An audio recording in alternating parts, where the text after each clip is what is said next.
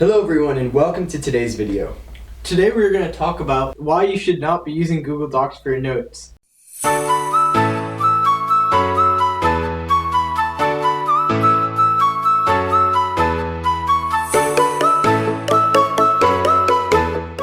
And about the many other better options on the market, as well as the best note-taking strategies that they utilize.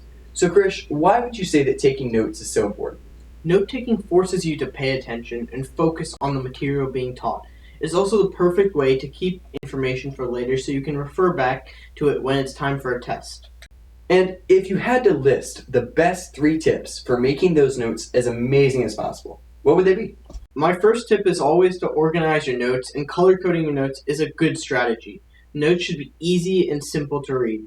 Next, I recommend writing down mostly the key facts and difficult topics rather than copying down each thing word for word. Lastly, I would recommend making notes concise and brief by adding abbreviations and bullet points instead of long paragraphs. It's interesting you say your notes should be so concise. Don't you think I'll miss some of the information? If you cover the main point rather than the fluff, you can make your notes thorough, covering the important details rather than the extra information. Many teachers also use visual signs that tell you when you should pick up on the information they are presenting. Some of those signs may include pointing or phrases like "there are 4 main," or "to sum up," or "a major reason why," etc. That makes sense. Well, Noah, I have a question for you. Could you tell me where I should be taking my notes, if not on Google Docs? Good question. One of the biggest things I personally see that bothers me is people that take notes in Google Docs. While possible, this is not Google Docs' intended purpose. It does not have concept linking where you can link different concepts together, does not make flashcards, and it doesn't allow you to easily create a hierarchy of notes. Whoa, my notes can make flashcards too? Yeah, with RemNote, as you type your notes in class, you can use keyboard shortcuts to automatically turn those notes into flashcards that you can study with spaced repetition and active recall. That's amazing. Are there any other apps I could use if I don't like RemNote that have features that you talked about, like concept linking?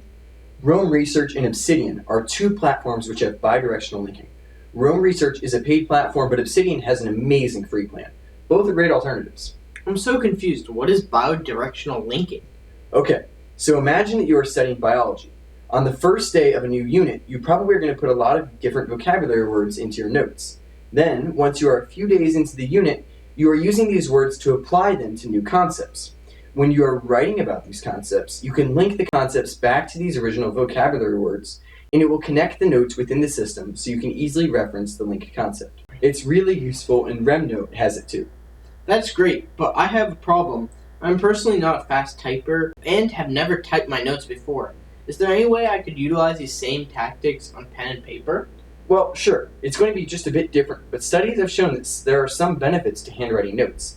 Just make sure to use the different strategies you were talking about, and make sure to keep your notes extremely organized to help you build that hierarchical system. Wow, Noah, talking with you has been great. You as well, and thank you for joining us. Make sure to subscribe and leave a like in this video. And drop any questions in the comment section below. See you next time.